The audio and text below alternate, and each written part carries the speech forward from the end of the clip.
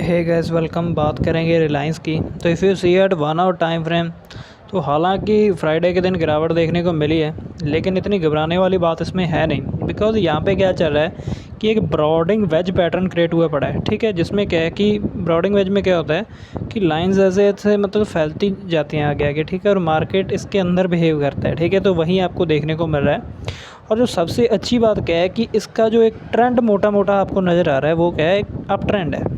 ठीक है, देखो यहाँ पे जब भी शेयर आया सपोर्ट लिया, ऊपर से सेम रेजिस्टेंस नीचे, फिर वहीं से रेजिस्टेंस, फिर नीचे आया और इसी ट्रेंड लाइन पे सपोर्ट, फिर यहाँ से बाउंस, फिर उसी ट्रेंड लाइन पे रेजिस्टेंस, फिर इसी लाइन पे सपोर्ट, फिर यहाँ से बाउंस, फिर सेम ही ट्रेंड लाइन पे रेजिस्टेंस, और फिर यहाँ से नीचे गिरना शुरू किया है। तो मैक्सिमम संभावना क्या बनती है, ज़्यादा पॉसिबिलिटीज़ क्या हैं कि शेयर क्या है, अप ट्रेंड में है। ठीक है, और बार बार नीचे की तरफ से यहाँ से सपोर्ट फेस कर रहा है। तो मैक्सिमम चांसेस क्या है कि 2090 के आसपास, मान के चलो अभी 2100 पे है, तो गिरा तो 2090 के आसपास या 2085, मतलब जो भी ये लेवल है अप्रॉक्सीमेटली। ठीक है, तो यहाँ पे दोबारा शेयर सपोर्ट लेगा और फिर से ऊपर की तरफ मूवमेंट देगा। ठीक है, तो पूरे चांसेस यही बनते हैं। बिकॉज शेयर कहाँ पे है, किस ट्रेंड में है, अप ट्रेंड में। और अप ट्रेंड में जब भी शेयर होता है तो वो हायर हाई बनाता है। हायर हाई बनाता है मतलब प्रीवियस लो को टच नहीं करता, ऊपर ही चला जाता है, जैसे कि यहाँ पे आपको देखने को मिल रहा है ना। तो ऐसे में बेनिफिट होता है बाइंग करने का। बट अगर आप सपोर्ट पे बाई करते हो और अगर सपोर्ट सस्टेन हुई तो फिर दोबारा बाई करने का मौका होगा। और फिर इसी ट्रेंड लाइन पे यहाँ तक कि 2140 के टारगेट भी ये शेयर आपको दिखा सकता है अगर मार्केट नॉर्मल रहा। ठीक है, अगर मार्केट में दिक्कत आई तो फिर डेफिनेटली ये लेवल्स टूट सकते हैं, उससे पहले नहीं। ठीक है, तो ये आपको पता चल गया।